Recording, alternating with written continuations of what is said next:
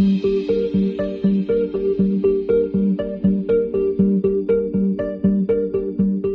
collaboration with the Kegley Institute of Ethics, the CSUB Historical Research Center, and CSU Project Rebound Consortium, the Humanities Beyond Bars initiative was developed to create a platform for public critical awareness of the ethical and social impacts of mass incarceration, both in California, but also beyond, across our nation.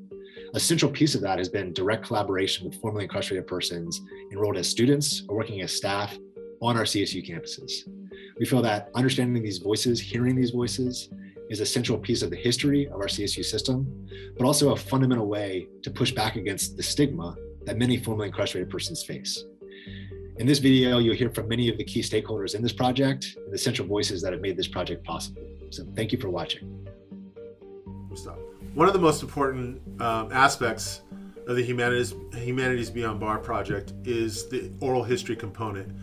Oral history seeks to record testimonies such as those we see in the Humanities Beyond Bars project for future generations, so that those voices will be heard in the years to come.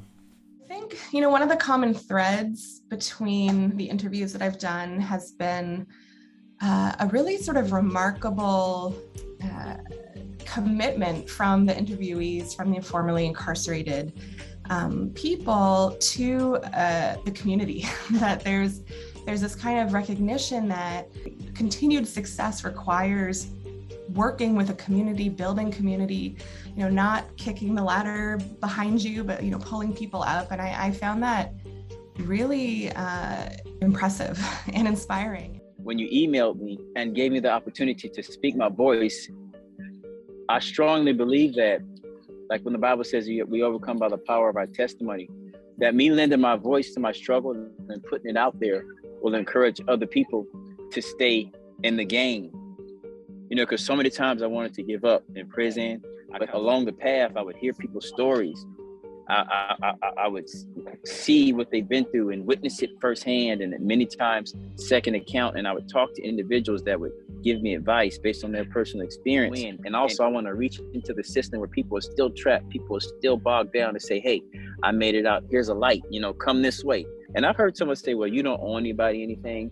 I kind of disagree, because I believe that we're a collective and we're all in this together. And I believe I owe it to humanity to reflect my story and to encourage them so that the next generation can see and then climb up higher than I have ever been able to. I think, as I have walked away from some of the interviews, I am just really kind of left with or impressed by the transparency and their willingness to share more than anything else.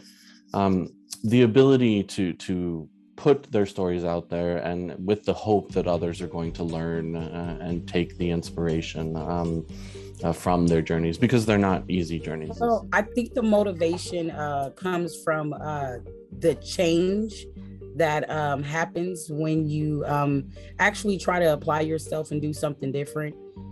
I think just hearing myself speak my story again was really an eye-opener. I don't think I realized how much I had actually gone through to get to where I am today until I heard myself speak it.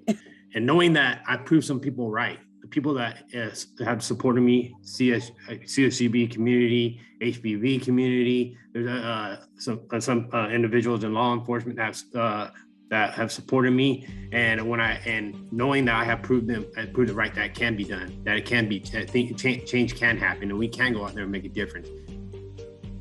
I'm pretty excited. I already went online and onto the Kegley website and checked it out. So I'm pretty excited for others to go on and see the different individuals sharing their stories, and hope that it just can help someone in the future.